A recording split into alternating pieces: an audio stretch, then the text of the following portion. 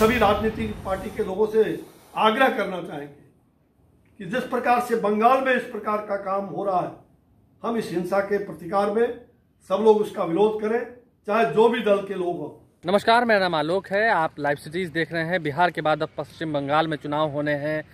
ममता बनर्जी को लेकर के लगातार बीजेपी के जो नेता हैं वो साफ कह रहे हैं कि हिंसक प्रवृत्ति की जो लोग हैं उनसे तमाम राजनीतिक दलों को बचना चाहिए। हम अगर बात बिहार की करें, हमने भी सवाल पूछा बिहार को लेकर के, तो अश्विनी चौबे केंद्रीय राज्य मंत्री ने साफ साफ कह दिया है कि बिहार के भी तमाम जितने राजनीतिक दल हैं वह ममता बनर्जी की पार्टी यानी कि टीएमसी का विरोध करें, क्योंकि जिस तरीके की हिंसक प्रवृत्ति की घटनाएं हो रही हैं, आपको पता है भाजपा के राष्ट्रीय अध्यक्ष जेपी नड्डा पर जब हमला हुआ बंगाल में, उसके बाद कहीं ना कहीं बीजेपी ने पूरे देश भर में विरोध मार्च निकाला और अब कह रहे हैं कि बिहार के भी तमाम जो विपक्षी दल हैं, कोई भी राजनीतिक दल हैं, वो ममता बनर्जी का समर्थन न दें। क्या कुछ कह रहे हैं अश्विनी चौबे, जरा सुनिए। बिहार की जितनी विपक्षी पार्टियां हैं, क्या आप उनको कहेंगे कि बंगाल में वो ममता बनर्जी का समर्थन करने न उतरे?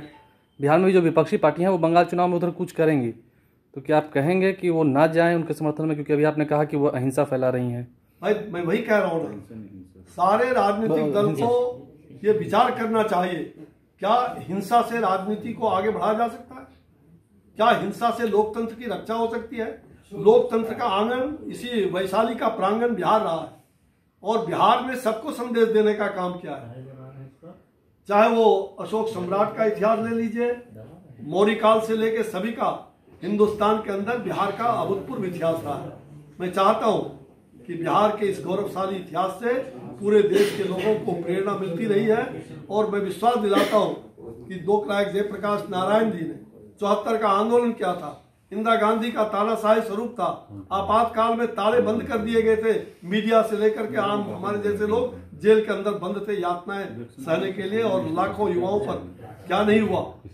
मुझे विश्वास है कि लोकतंत्र के जो रक्षक होंगे वो हिंसा को कभी स्थान नहीं देंगे और इस निमित्त मैं तमाम राजनीतिक दलों से चाहूंगा कि हिंसा से इतर होकर के मिल बैठ करके समाधान निकालिए, लेकिन गुंडागर्दी और अपराध इसको किसी हालत में स्थान नहीं दिया जा सकता। इस हिंसक प्रवृत्ति का वर्चस्व पूरे देश की जनता ने किया है और हम सभी राजनीतिक पार्टी के लोगों से आग्रह करना चाहेंगे कि जिस प्रकार से बंगाल में इस प्रकार का काम हो रहा है, हम इस हिंसा के प्रतिकार में सब लोग उसका विरोध करें, चाहे जो भी दल के लोग हों। हम किसी भी हालत में हिंसा को स्वीकार नहीं कर सकते और लोकतंत्र पर यह कुठाराघात है। और ममता जी, आप सावधान हो जाइए।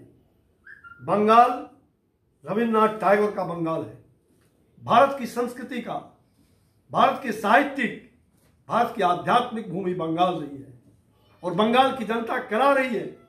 बंगाल की जनता की जो वेदना है वो चित्कार करके कह रही है, आने वाले दिनों में रविन्द्रनाथ टैगोर, सुभाष चंद्र बोस, विवेकानंद, बंकिम चंद्र चट्टोपाध्याय, बंगाल रामकृष्ण परमहंस की धरती है।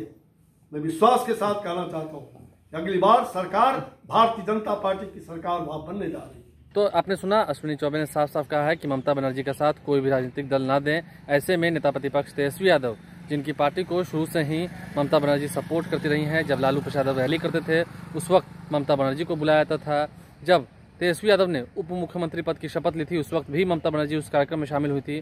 तो क्या तेजस्वी यादव बंगाल चुनाव में ममता बनर्जी का साथ देने नहीं जाएंगे?